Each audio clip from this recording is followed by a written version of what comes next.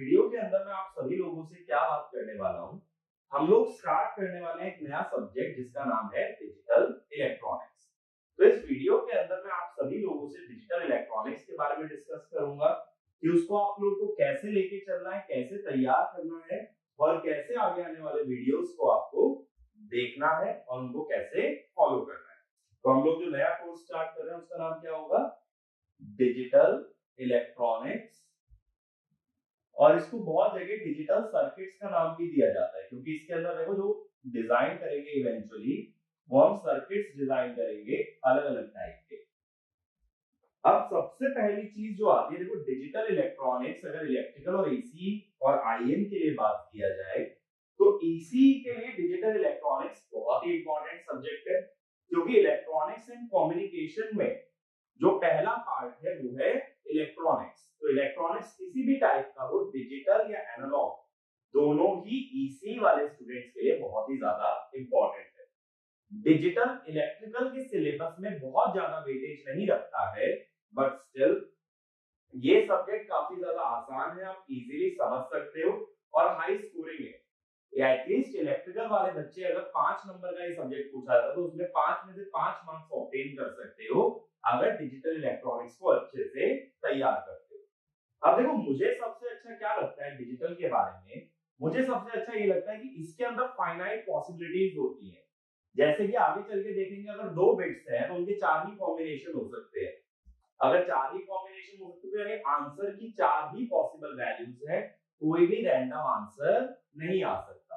और जब मैं ये बात दिमाग में बिठा लेता हूँ कि एक फाइनाइट पॉसिबिलिटी बन सकती है डिजिटल के अंदर, तो मेरा कॉन्फिडेंस वहां से थोड़ा सा इंक्रीज हो जाता है कि मुझे पता है क्या क्या पॉसिबिलिटीज है और उसमें से मुझे आइडेंटिफाई करना है कि मेरा आंसर सही क्या हो सकता है ना? तो डिजिटल सर्किट, एक बात ध्यान रखो, डिजिटल सर्किट या डिजिटल इलेक्ट्रॉनिक्स काफी ज्यादा आसान सब्जेक्ट है अगर सही से फॉलो किया जाए। और इसमें अगर ऊपर ऊपर से पढ़ते हो, इग्नोर करते हो चीजों को, तो यही सब्जेक्ट आपके लिए काफी टिपिकल भी बन सकता है। ठीक है, तो एम क्या लेके चलेंगे हम लोग इस सब्जेक्ट के अंदर कि बहुत अच्छे से इसको वर्क करेंगे, बहुत अच्छे से समझेंगे और इसमें फुल मार्क्स हमें ऑब्टेन करना है, यहाँ एक भी नंबर लूज नहीं करना है। ठीक है, तो सबसे पहले बात करते हैं बेसिक। सबसे पहले मैं बात करना चाहूंगा कि डिजिटल का मतलब क्या होता है। देखो कोई भी सब्जेक्ट स्टार्ट करते हो तो सबसे पहले मतलब समझना बहुत जरूरी है। डिजिटल जो वर्ड है वो डिजिट से डिराइव है। अब देखो डिजिट तो हम लोग समझते हैं, जब हम लोग बेसिक मैथ्स पढ़ते थे, बचपन में मैथ्स पढ़ी थी, तो हमने बोला 10 डिजिट हो सकती है 0 से लेकर के 9 तक। तो सेम वे में डिजिट का मतलब होता है एक पर्टिकुलर नंबर या एक पर्टिकुलर सिंबल। सिंबल कैसे? अगर मैं अल्फाबेट्स की बात करूं तो 26 अल्फाबेट्स पॉसिबल है, तो मैं उनको भी 26 डिजिट्स कह सकता हूं। तो डिजिट का मतलब क्या है? एक पर्टिकुलर सिंबल या एक पर्टिकुलर नंबर। लेकिन जैसा कि मैं जानता हूं, देखो अगर अल्फाबेट्स की बात करें कितनी पॉसिबिलिटी बनती है? 26। अगर नंबर्स की बात करें तो कितनी डिजिट्स बन सकती हैं? 0 से लेकर 9 तक 10।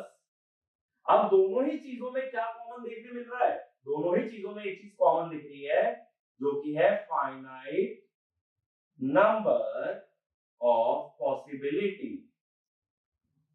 तो देखो डिजिटल के अंदर सबसे स्पेशल बात जो बेसिक चीज होती है कि इसके अंदर फाइनाइटली पॉसिबल वैल्यूज होती है।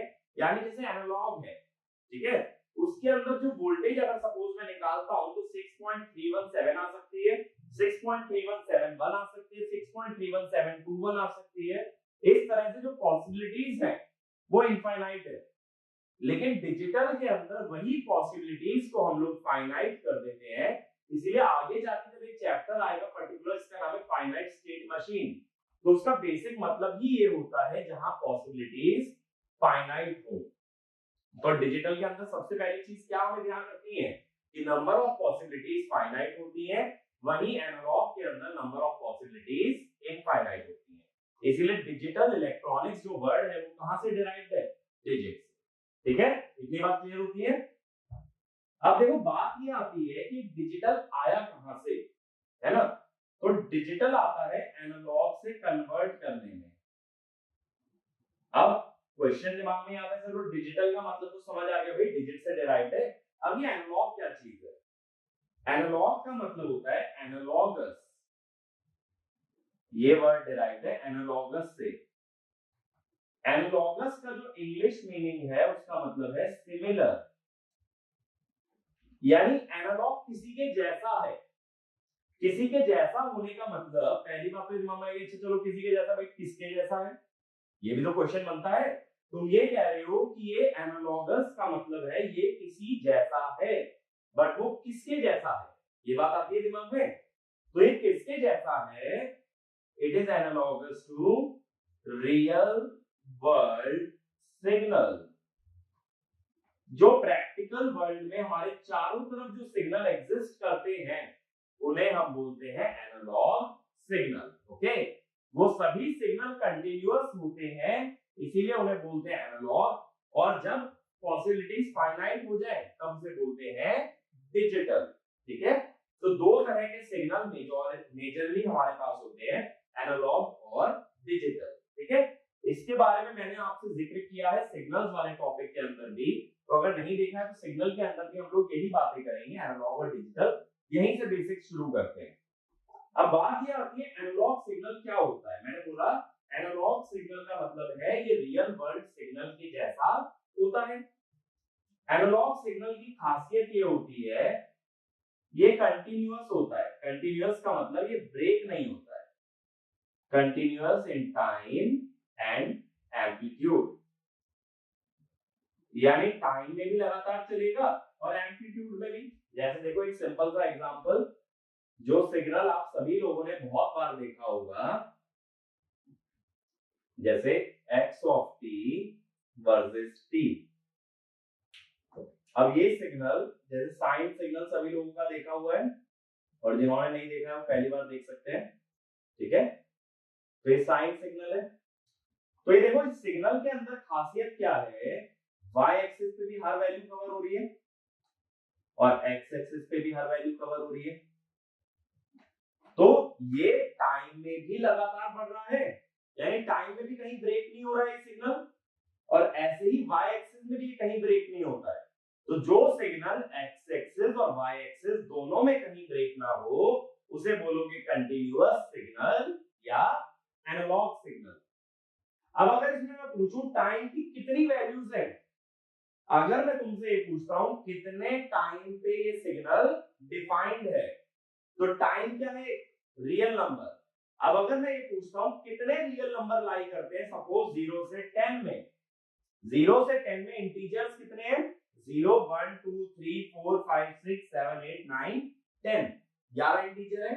लेकिन रियल नंबर इनफाइनाइट है। क्यों? 0 से 1 के बीच की हर वैल्यू एक रियल नंबर की तरह काउंट की जाएगी। 0.00001, 0.99992, इस तरह की हर वैल्यू पॉसिबल है। तो यहाँ टाइम की कितनी वैल्यूज हैं? इनफाइनाइट। अगर टाइम की इनफाइनाइट वैल्यूज हैं तो इस सिग्नल को कंप्यूटर में स्टोर करना इम्पॉसिबल है। क्यों इम्पॉसिबल है? क्योंकि हमारे पास जो डेटा है, डेटा सेट इनफाइनाइट है, और कंप्यूटर के अंदर मेमोरी हमेशा क्या होती है? फाइनाइट। सभी लोग लैपटॉप चलाते हो, डेस्कटॉप चलाते हो, उसके अंदर हार्ड डिस्क कितनी होती है? 500 जीबी, 1 टीबी, 2 टीबी। तो उसकी मेमोरी क्या हो गई? फिक्स हो गई। और अब हम बात कर रहे हैं उसमें इनफाइनाइट डेटा डालने की, तो वो चीज प्रैक्टिकली इम्पॉसिबल है। तो इसका ड्रॉबैक क्या हुआ? एनालॉग सिग्नल का भी बताओ ड्रॉबैक क्या हुआ? Memory requirement is infinite। अब अगर हमें फाइनाइट वैल्यूज को सेव करना है तो मैं क्या डिफाइन करता हूं? मैं एक प्रोसेस डिफाइन करता हूं जिसे बोलते हैं सैंपलिंग। सैंपलिंग, सैंपलिंग किस वर्ड से डिराइव्ड है? सैंपल। सैंपल माने नमूना। तो सैंपलिंग का मतलब ये होता है collect some samples of given signal, यानी उस सिग्नल की सभी वैल्यूज को ना लेते हुए सिर्फ कुछ वैल्यूज को कंसीडर अगर मैं कर लूं तो उस प्रोसेस को मैं क्या बोल दूंगा, सैंपलिंग। अब कहने का मतलब क्या हुआ, देखो यही सिग्नल मैं ले रहा हूं, लेकिन अब मैं कह रहा हूं टाइम की सारी वैल्यूज मत लो। ये सिग्नल अभी देखो मैंने डॉटेड में ड्रॉ कर दिया है, ठीक है, इसकी 3 हाफ साइकिल की जगह 2 ले रहा हूं। अब मैं ये कह रहा हूं कि टाइम की कुछ वैल्यूज फिक्स कर लो, सपोज एक वैल्यू, दूसरी, तीसरी, चौथी, पांचवी, छठी, सातवीं, आठवीं, नौवीं, 10वीं, 11वीं, सपोज ये मैंने फिक्स कर ली। यही 11 वैल्यू टाइम की मैं लेने वाला हूं। एक टाइम पे सिग्नल की वैल्यू को देख लेंगे, देखो ये आ गई पहली सिग्नल की वैल्यू, नेक्स्ट फिर ये चौथी वैल्यू, पांचवी देखो पहली ये 0 वाली है, ठीक है, छठी, सातवीं, आठवीं, नौवीं, 10वीं, 11वीं। अब इसमें क्या हुआ मेरे पास, इसमें मेरे पास सिर्फ 11 वैल्यूज रह गई, ठीक है। यहाँ कितनी वैल्यूज थी, इनफाइनाइट, यहाँ कितनी वैल्यूज है, 11। तो मैंने क्या किया, मैंने ये फिक्स कर लिया कि मैं कुछ कुछ इंटरवल के बाद ही सिग्नल की वैल्यू देखूंगा, मैं सारी वैल्यूज को ऑब्जर्व नहीं करूंगा।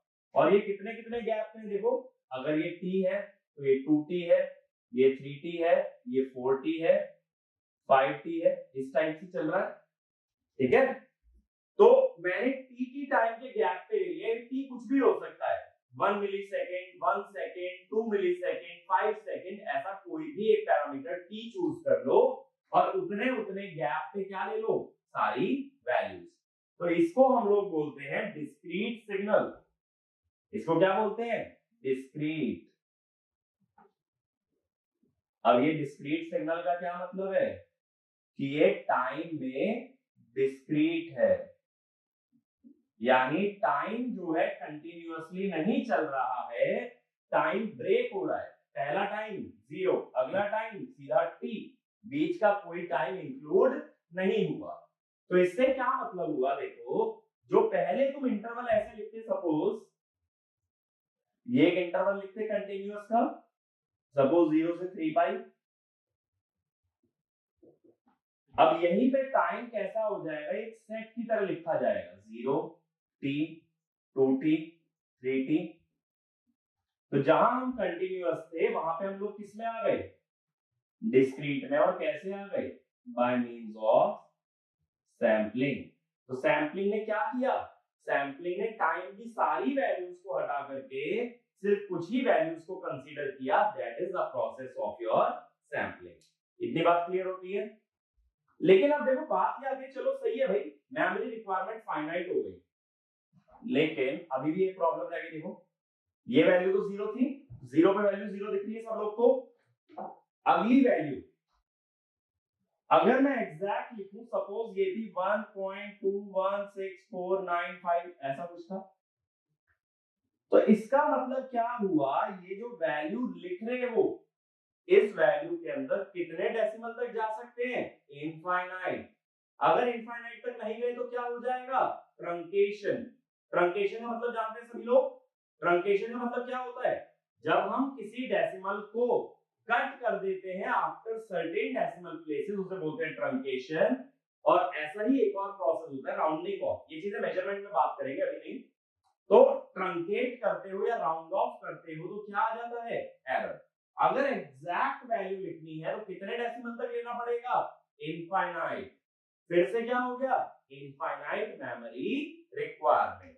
तो इसमें क्या हुआ, अगर नो राउंडिंग ऑफ है, यानी डेसिमल को राउंड ऑफ नहीं किया, तो ईच सैंपल, सैंपल माने हर एक value, each sample requires infinite memory.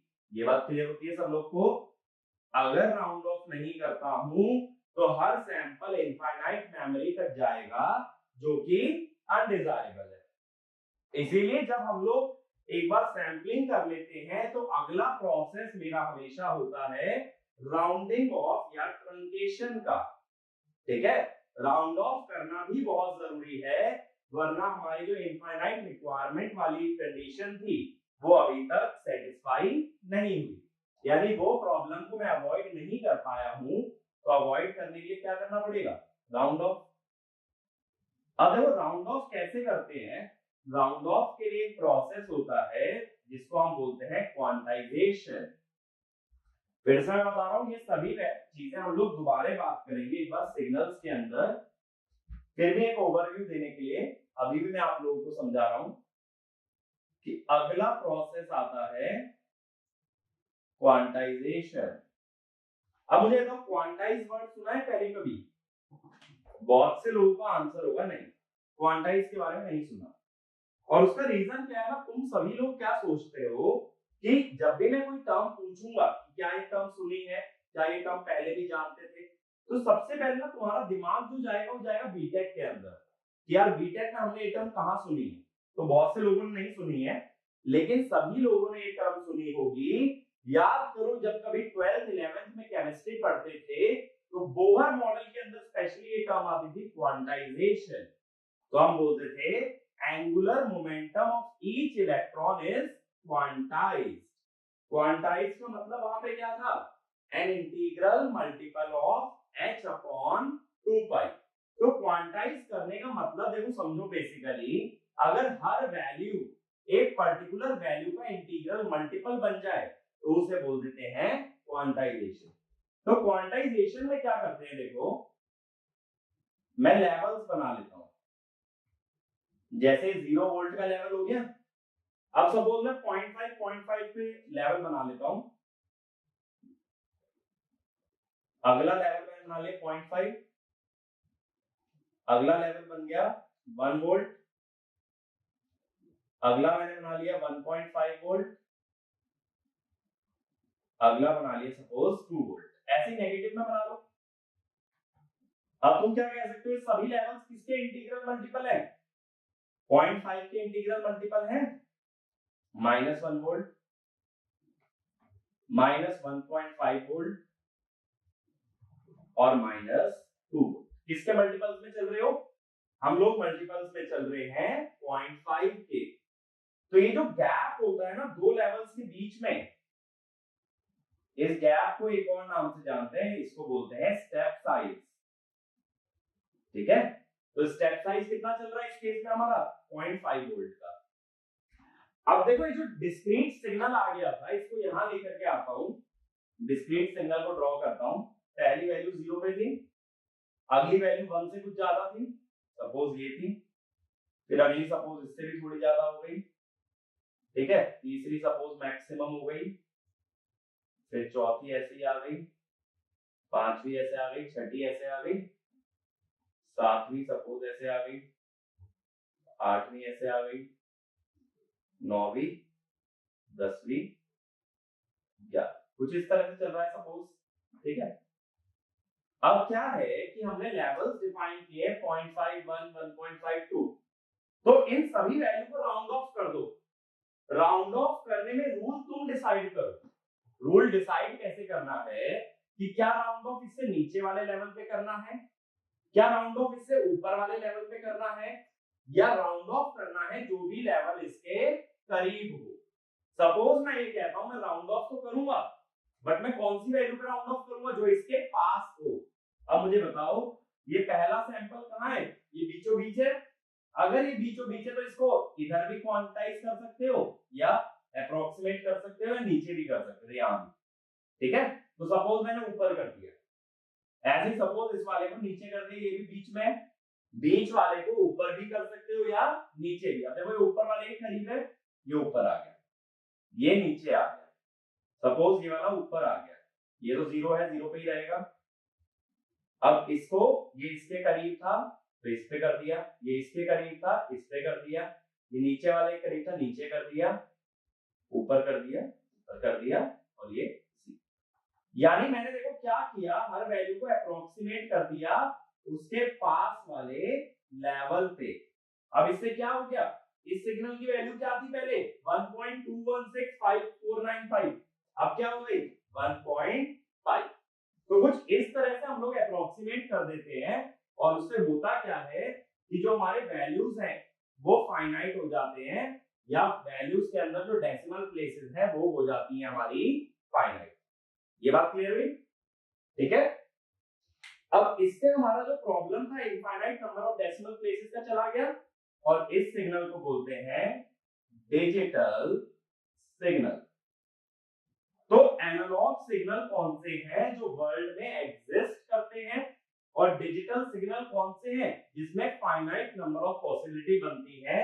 तो यहाँ कितनी पॉसिबिलिटी जरा गिने, 1 2 3 4 5 6 7 8 9। तो मैंने कितने लेवल डिफाइन किए हैं, 9 लेवल। अब अगर तुम ये चाहते हो कि अप्रोक्सीमेशन कम से कम रहे तो ज्यादा लेवल डिफाइन करो, ज्यादा लेवल डिफाइन करो और आपस में क्लोज डिफाइन करो। ये बात क्लियर हुई? लेवल जितने क्लोज रहेंगे, देखो यहाँ 0.5 का गैप है, अगर 0.1 का गैप होता तो इसे कहां अप्रोक्सीमेट करते, 1.2 पे। 0.5 की वजह से कहां कर दिया, 1.5 पे। करने के लिए 1 पे भी कर सकते हो, तुम्हारी मर्जी है, बट कहने का मतलब ये हुआ अगर 0.1 के गैप पे चलता तो इस वैल्यू के ज्यादा करीब वाली वैल्यू ले सकता था। 0.5 पे चलने की वजह से इस वैल्यू से कहां चला गया, मैं दूर चला गया। तो क्वांटाइजेशन करने से या राउंड ऑफ करने से एक एरर आ जाता है, उस एरर को हम बोलते हैं क्वांटाइजेशन एरर। ये बात क्लियर हुई? क्वांटाइजेशन एरर क्यों आ रहा है, क्योंकि जो वैल्यू एग्जैक्ट है मैं उसको ना यूज करके कौन सी वैल्यू को यूज कर रहा हूं, एक राउंड ऑफ वाली वैल्यू को। ठीक है, तो अब क्या होता है, जो स्टेप साइज है इसे लिखा जाता है डेल्टा।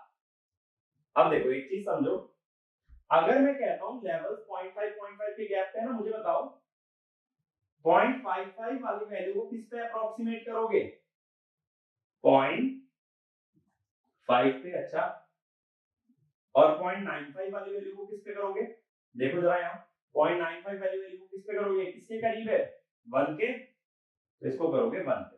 तो कितना डिफरेंस आया, एरर कितना आया, 0.05, और यहाँ कितना एरर आया, 0.05। ठीक है, इस एरर को बोलते हैं क्वांटाइजेशन एरर। अब अगर मैं तुमसे ये पूछता हूं क्वांटाइजेशन एरर मैक्सिमम कितना हो सकता है, उसके लिए मुझे बताओ 0.75 अगर होता, ये किधर जाता, तो 0.75, 0.5 और 1 के बिल्कुल बीचों बीच है, ये दोनों में कहीं भी जा सकता है। देखो अगर इसको 0.5 पे करता तो कितना गैप आया, 0.25 का, 1 पे करता तो कितना गैप आया, 0.25 का। तो एरर कितना बनता, दोनों ही केसेस में एरर बनता 0.25।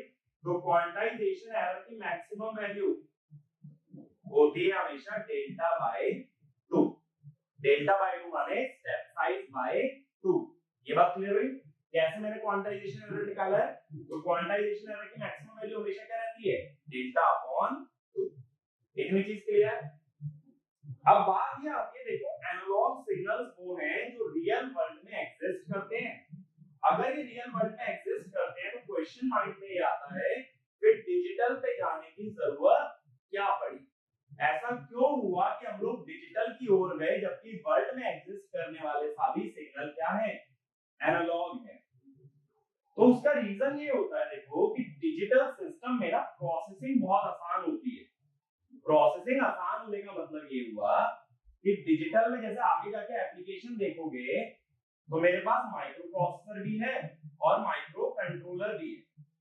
माइक्रो प्रोसेसर और माइक्रो कंट्रोलर की मदद से मैं प्रोग्राम लिख के किसी भी सिग्नल को प्रोसेस कर सकता हूं, जबकि एनालॉग में हर एक तरह के प्रोसेसिंग के लिए अलग सर्किट बनता है, जैसे एडर अलग बनेगा, सबट्रैक्टर अलग बनेगा।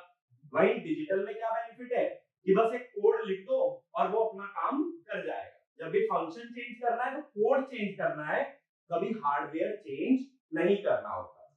तो क्या रीजन है डिजिटल की तरफ जाने का, भाई डिजिटल की तरफ जाने का रीजन होता है डिजिटल प्रोसेसिंग इज इजियर।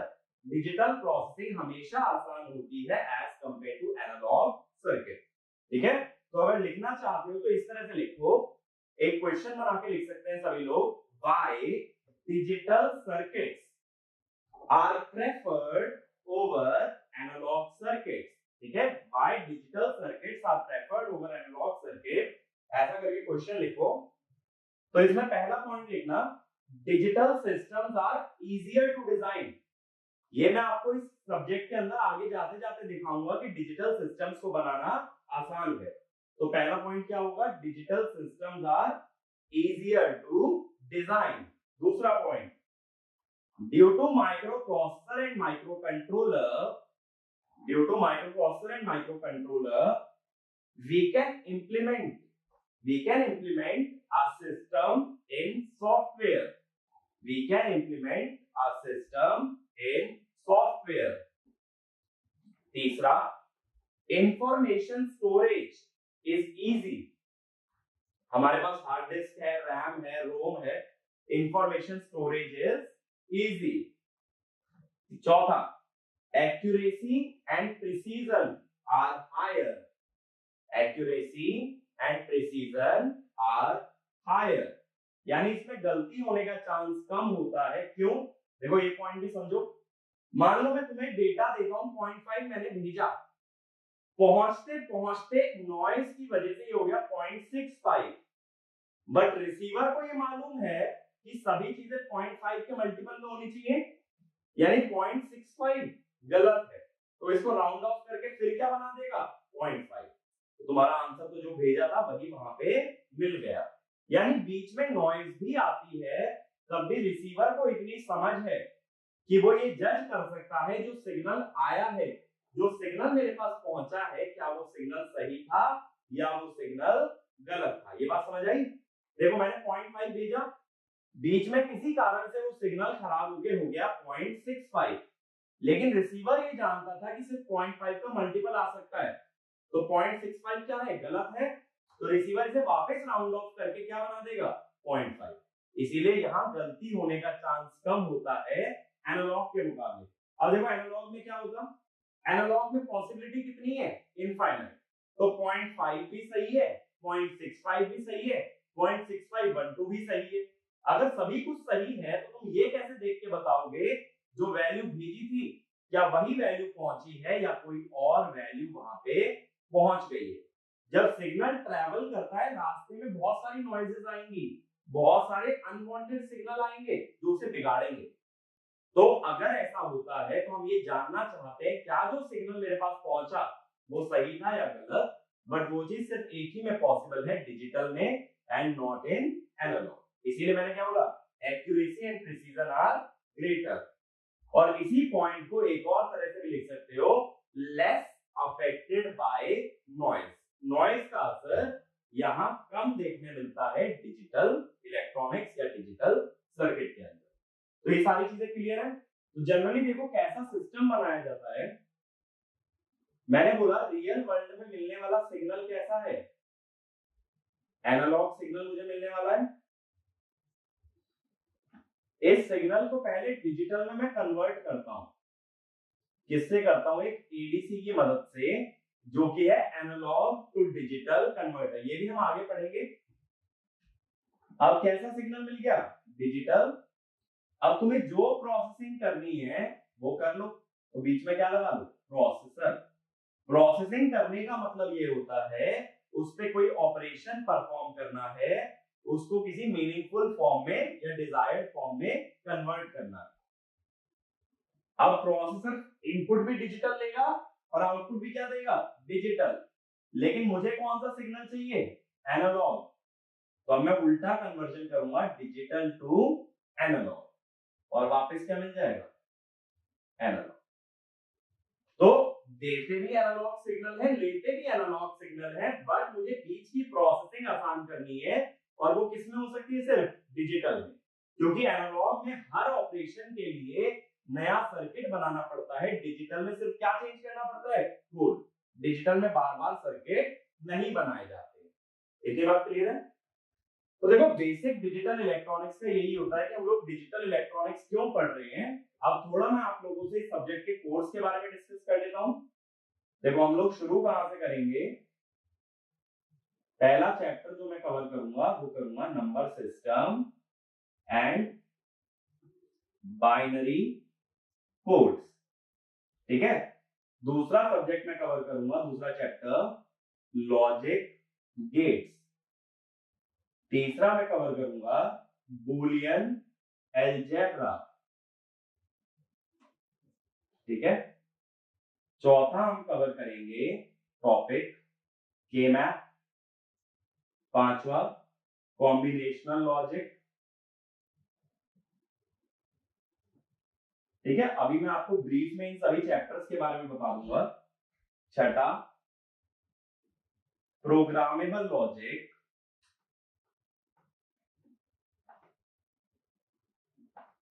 सातवां सीक्वेंशियल लॉजिक, ठीक है। आठवां डेटा कन्वर्टर, नौवां लॉजिक फैमिली और 10वां मेमोरी। तो ये सभी चीजें हम लोग कवर करने वाले हैं, ठीक है। बट ये सारे जो टॉपिक्स हैं मिलाकर के ईएस का कोर्स बनाते हैं, तो सारे टॉपिक्स आपके लिए रेलिवेंट नहीं है। इसमें से कुछ ही टॉपिक्स आपके लिए रेलिवेंट है। जैसे इलेक्ट्रिकल गेट की अगर बात करें तो नंबर सिस्टम का ज्यादा यूज नहीं है, नंबर सिस्टम नहीं पूछा जाएगा। तो अपने को फोकस किस पे करना है इलेक्ट्रिकल गेट में? लॉजिक गेट, बूलियन अलजेब्रा, के मैप, कॉम्बिनेशनल, ठीक है। तो मैं टिक कर रहा हूं इलेक्ट्रिकल गेट वाले topics, sequential logic, data converter. तो ये 6 टॉपिक्स हमें कवर करने हैं इलेक्ट्रिकल के लिए। ईसीई के अंदर नंबर सिस्टम के अलावा ज्यादातर सभी टॉपिक्स पे क्वेश्चन पूछा जा सकता है, ठीक है। तो ईसीई वालों को सभी टॉपिक्स तैयार करने हैं और इलेक्ट्रिकल में ईएस के अंदर जो भी लोग अपीयर होने वाले हैं उन्हें भी सभी टॉपिक्स को तैयार करना है। तो हम स्टार्ट करेंगे नंबर सिस्टम से, जहां हम बात करेंगे बाइनरी क्या होता है, डेसिमल क्या होता है, हेक्साडेसिमल क्या होता है, बिल्कुल बेसिक से लेके चलेंगे, ठीक है। 0 1 वगैरह ये सभी चीजें हम लोग बेसिक से कवर करेंगे। फिर आएंगे लॉजिक गेट पे, जो आपने सुना भी होगा, एंड गेट, और गेट, जोर गेट, एक्सनॉर गेट, ये सभी चीजों के बारे में बात करेंगे। इनसे रिलेटेड वेवफॉर्म्स के बारे में बात करेंगे और हर गेट का क्या काम होता है ये बात करते हैं। फिर बूलियन अलजेब्रा, इसके अंदर थ्योरम्स आ जाती है, डी मॉर्गन थ्योरम, ठीक है, और अलग अलग तरह की थ्योरम आ जाती है। तो वो सभी थ्योरम्स पे हम डिस्कस करेंगे और ये देखेंगे इस पे बेस्ड क्वेश्चन कैसे सॉल्व होते हैं। के मैप कैसे बनाएंगे, 2 3 4 और 5 वेरिएबल्स की बात करेंगे। कॉम्बिनेशनल लॉजिक, इसके अंदर हम बात करेंगे डिवाइसेस जैसे डिकोडर, मल्टीप्लेक्सर, एनकोडर, ये सभी चीजें। प्रोग्रामेबल लॉजिक, इसके अंदर मैं आपको बताऊंगा पीएलए क्या होता है, पीएल क्या होता है, रोम क्या होती है, ये सभी चीजें हम प्रोग्रामेबल लॉजिक में देखेंगे। सीक्वेंशियल में हम बात करेंगे फ्लिप फ्लॉप्स की, काउंटर्स की, रजिस्टर्स की, ये सारी बातें होंगी सीक्वेंशियल में। डेटा कन्वर्टर, एडीसी और डीएसी, दो तरह के डेटा कन्वर्टर। लॉजिक फैमिली में बिल्कुल बेसिक से कवर करेंगे कि डायोड से एक लॉजिक गेट कैसे बनता है, ट्रांजिस्टर से कैसे बनता है, मॉसफेट से कैसे बनता है, ये सारी बातें किसमें होंगी? Logic family.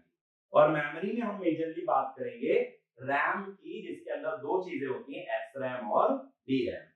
तो ये सभी बातें हम लोग डिजिटल के अंदर करने वाले हैं और इन पे बेस्ड सफिशिएंट क्वेश्चंस भी देखने वाले हैं, जिससे कि आपको ये आइडिया लग जाए कि हर टॉपिक को हमें कैसे टैकल करना है।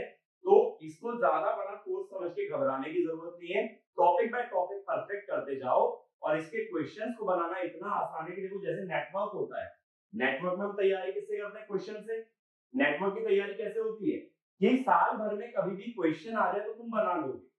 सेम वे में डिजिटल में लेके चलो कि कभी भी नोट्स उठाने की जरूरत ना पड़े, साल भर में कभी भी क्वेश्चन देखते हो तो वो क्वेश्चन बन जाना चाहिए, उसके लिए बार बार कॉपी खोलने की जरूरत ना पड़े। ये बात क्लियर हुई? तो डिजिटल को भी हमें सर्किट की तरह ही तैयार करना है, इसके अंदर कुछ नहीं रटना है, इसके अंदर कुछ याद बिल्कुल नहीं करना है। क्वेश्चन सफिशिएंट लगाओ, ज्यादा से ज्यादा क्वेश्चन लगाओ। अब क्वेश्चन के लिए क्या क्या यूज कर सकते हो अगर डिजिटल में मैं बात करूं, डिजिटल में क्वेश्चंस के लिए क्या क्या रिसोर्सेज लगाओगे,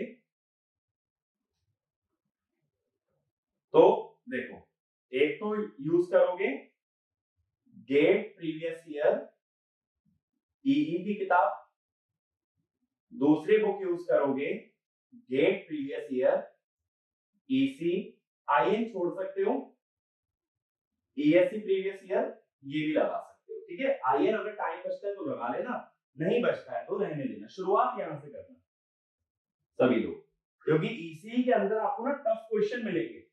जब टफ क्वेश्चन मिलेंगे तो कॉन्सेप्ट बहुत अच्छा फ्रेम होता है, तो ईसीई से शुरू करना, फिर बाद में ई पे जाना। ई वाला पार्ट थोड़ा सा इजी है, ठीक है। तो अब मैं उम्मीद करता हूँ कि सभी लोगों को ये क्लियर है कि डिजिटल का फिजिकल सिग्निफिकेंस क्या है और कोर्स क्या क्या हम लोग कवर करने वाले हैं। तो नेक्स्ट लेक्चर से हम लोग अपने पहले टॉपिक से शुरू करते हैं, नंबर सिस्टम से, और समझने की कोशिश करना कि बाइनरी, डेसिमल, ये सब चीजें क्या होती हैं। एक बार इन पे कमांड आ जाता है तो फिर आगे की चीजें आपको रिलेटिवली आसान लगेगी, ठीक है। तो ऐसे भी लोग को बिल्कुल डरने की जरूरत नहीं जिन्होंने डिजिटल पहले कभी टैकल नहीं किया है, बिल्कुल जीरो से पढ़ेंगे। मैं ये मान के चल रहा हूँ डिजिटल में आपको कुछ भी नॉलेज नहीं है, बट अभी तक जितना पढ़ा है वो बात क्लियर है सबको कि एनालॉग क्या होता है, डिस्क्रीट क्या होता है, डिजिटल क्या होता है। तो डिजिटल क्या होता है, इसमें टाइम भी डिस्क्रीट होता है और एम्पलीट्यूड भी डिस्क्रीट होता है, उसे क्या बोलते हैं, डिजिटल। तो डिजिटल के अंदर सबसे खासियत क्या होती है, जो मैंने आज बताया, कई बार दोहराया है कि डिजिटल के अंदर पॉसिबिलिटीज हमेशा क्या होंगी, फाइनाइट। एनालॉग के अंदर क्या होंगी, इनफाइनाइट। तो यही बेसिक अभी ध्यान में रखो, और दो चीजों का ध्यान रखना है। हमने कौन कौन से दो प्रोसेस की बात की है, सैंपलिंग और क्वांटाइजेशन। यानी एनालॉग से डिजिटल जब मैं जा रहा हूं तो दो चीजें कर रहा हूं, सैंपलिंग और क्वांटाइजेशन। और उसके बाद क्यों कर रहे हैं डिजिटल इलेक्ट्रॉनिक्स, क्योंकि डिजिटल में प्रोसेसिंग का काम काफी आसान है, ठीक है। ये सब चीजें इंटरव्यू में मदद कर सकती है, डिस्कशन में हेल्प आउट कर सकती है, इसमें डायरेक्ट क्वेश्चन कभी भी फ्रेम नहीं होगा। तो नेक्स्ट लेक्चर में मिलते हैं और फिर हम लोग शुरू करते हैं डिजिटल अपना बिल्कुल बेसिक से। तो उम्मीद करता हूँ कि डिजिटल आप लोग एंजॉय करोगे, और डिजिटल में एक बार मजा आने लगा तो क्या होगा कि क्वेश्चन आप बहुत अच्छे से बना लोगे। और डिजिटल से जब तक डरते रहोगे, जब तक क्वेश्चन उसका क्रैक करना बहुत ही मुश्किल है, ठीक है। तो see you guys in the next lecture, thank you.